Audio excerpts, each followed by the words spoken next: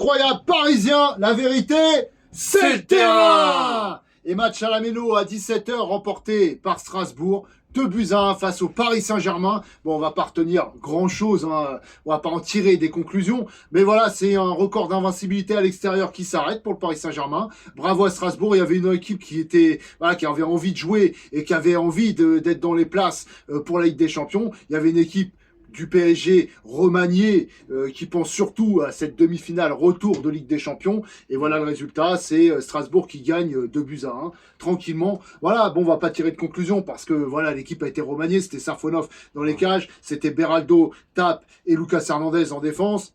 C'était Warren Zaïre-Emery qui était à la place de Hakimi. Il y avait Mayoulou, Neves, Eli au milieu de terrain, Barcola, Ramos et Mbaye en attaque. Donc voilà, c'était remanié.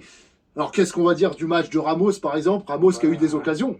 Qui a eu vraiment 2 occasions franches qu'il n'a pas su mettre au fond. Une frappe sur le côté, c'est pareil, arrêté. Bon, cette frappe, elle est belle. C'est vrai qu'il se retourne très rapidement, qu'il frappe. Bon, voilà, c'est un peu trop excentré pour être dangereux.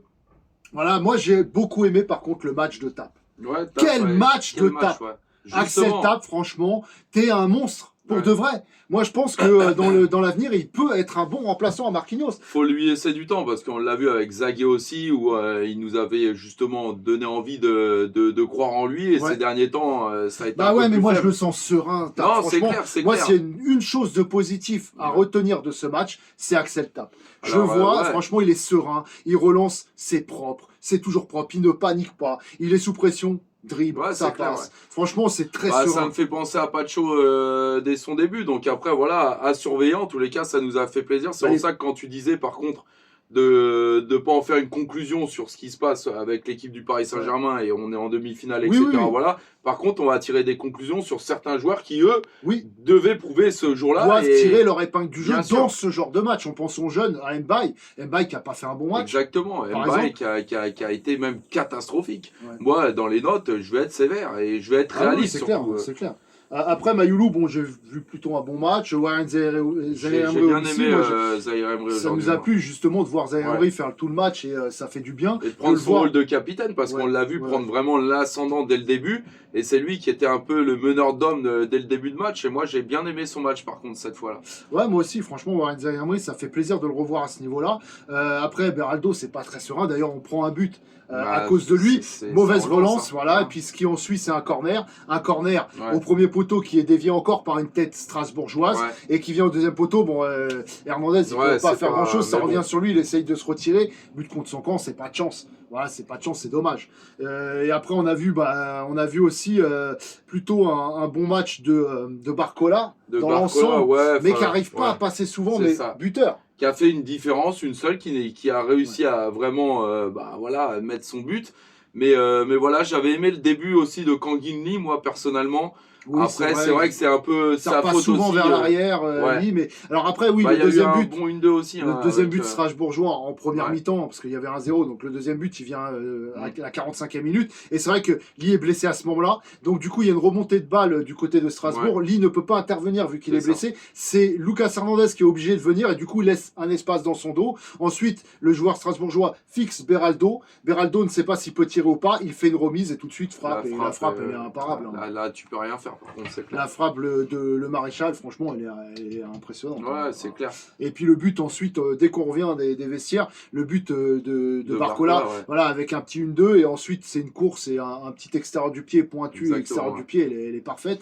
Il a dû y aller tout seul, parce que de toute façon... Ouais, mais c'est bien de revoir quand même un Barcola buteur. C'est clair. Ouais, mais après, moi, ce que je trouve dommage là-dedans, c'est que c'est vrai que Barcola, plusieurs fois, il essayait de trouver, et du coup, il voyait qu'il n'y avait personne, et du coup, il s'enfermait, il tirait. Pas avec Ramos, je sais pas, il y a un problème de placement avec Ramos, on n'arrive pas à se trouver avec Ramos, c'est compliqué. Et on voit des fois il lève la tête et Ramos n'est pas là, alors il tente une frappe. Et c'est vrai que, alors Barcola, c'est peut-être aussi un petit indice du fait que est-ce qu'il va débuter le match? Je pense que ce sera Doué, parce que Barcola a fait tout le match. Donc je pense que du coup ça donne une petite indication pour le match retour. C'est vrai, Doué a commencé sur le banc, par contre moi, Doué, je ne l'ai pas trouvé transcendant aujourd'hui dans sa mi-temps. Hein. j'ai pas trouvé que. Il a fait des différences, il a essayé de faire des petits mais... centres. Bon, il a ramené un petit peu de danger, mais après, c'est vrai que lui, il a la tête tournée à la demi-finale de Ligue des Champions, ça c'est clair. C'est sûr, mais je l'ai trouvé encore un peu trop. Il recommence un peu comme au début, un peu trop personnel. Parfois, là, il voulait peut-être prouver devant son frère aussi. Voilà, c'est normal, il joue contre son frère aussi. Peut-être qu'il y avait cette envie aussi de vouloir marquer. Mais je trouve qu'à un moment donné, voilà, alors ça n'a pas été le pire, loin de là. Non, quand je regarde Mbaye, les deux situations qu'il nous met, alors qu'il doit faire la passe. Alors on voyait qu'il avait de l'envie, Mbaye, mais par contre il ratait tout. Bon, il a raté trop de choses. T'es pas tout seul. C'est dommage parce que c'est des joueurs comme ça qui devraient sortir leur épingle du jeu dans ce genre de match. Voilà, on pense. Alors Lucas Hernandez, qu'est-ce que tu as pensé de son match? Moi, je l'ai pas aimé. Moi, franchement, Lucas Hernandez, alors déjà, il met son contre son camp, mais je trouve que il n'arrive plus au niveau. Vraiment, j'ai l'impression qu'il est vraiment inférieur. Je vois pas quelque chose.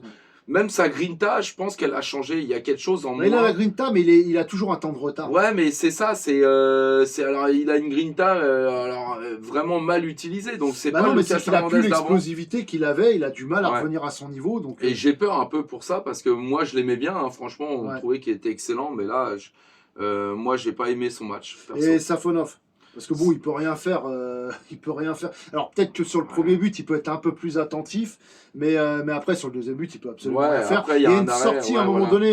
C'est vrai qu'il y a un ballon dans le dos des Strasbourgeois. Il sort. Alors il tarde un peu à sortir, mais il fait cette sortie quand même dans les pieds. Quand même, ouais, dans l'ensemble, c'est voilà, mais ça me rassure pas non plus. Il y a cette frappe qui était à côté aussi. Bon, il était dessus. Il était dessus. Ça a mis un corner. D'ailleurs, il disait que c'était le gardien, mais c'était le défenseur qui l'a détourné en corner.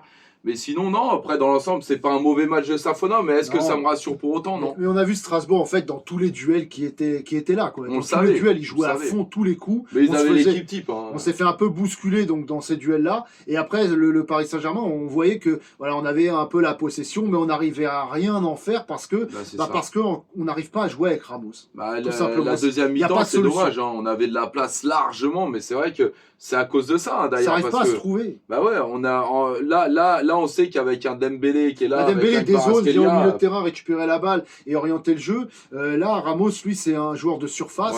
Et je sais pas, on n'arrive pas. Il y a toujours les mauvais appels. On croit qu'on va faire un centre au retrait. Et Ramos, il va devant. Quand il va devant, c'est un centre au retrait. On n'arrive pas à se comprendre avec Ramos. Ouais, c'est trop peu. Moi, je pense qu'à un moment donné, voilà, faudrait qu'il pense à sortir. C'est un match, honnêtement, on sait que voilà, c'est un match où ça a fait tourner, où on savait que ça serait un match compliqué, un peu comme dans le même style que Nice. Voilà, on le savait. Bon là, la différence, c'était que c'était pas l'équipe type, donc ça a fait tourner. Après, on s'est dit, bon, on va faire confiance aux jeunes, peut-être pour se démarquer. Il a essayé, mais il n'a pas réussi. Donc du coup, après, c'est ça aussi. Hein. Donc, y a Ramos, que Tap, on qui le a réussi, teste. hein, Mais Ramos, bon, il est pas souvent titulaire non plus, donc on n'a pas l'habitude de jouer avec lui dans ce schéma-là, et donc on voit que voilà, il n'y a pas les automatismes, ça bricole, mais ça n'arrive pas. Dans les nouveaux réellement, il n'y a que Tap, moi, qui m'a vraiment surpris. Tap, par contre, masterclass. Voilà, Mayoulou qui n'a pas fait un mauvais match non plus, mais qui n'a pas fait un super match non plus, on l'a connu mieux. On peut peut-être parler vite fait des entrants avant de terminer. Il y avait l'entrée donc de Doué, on en a parlé un petit peu en première mi-temps. Camara, moi je trouve que ça va, c'était concentré, c'était pas mal aussi Camara. Plutôt bonne entrée. D'ailleurs qui relance, je crois que c'était lui qui relance. Oui, j'ai trouvé très bon dans la continuité parce qu'il a remplacé Neves à la 61e minute. Franchement, Ruiz qui a bien orienté le jeu, des ouvertures.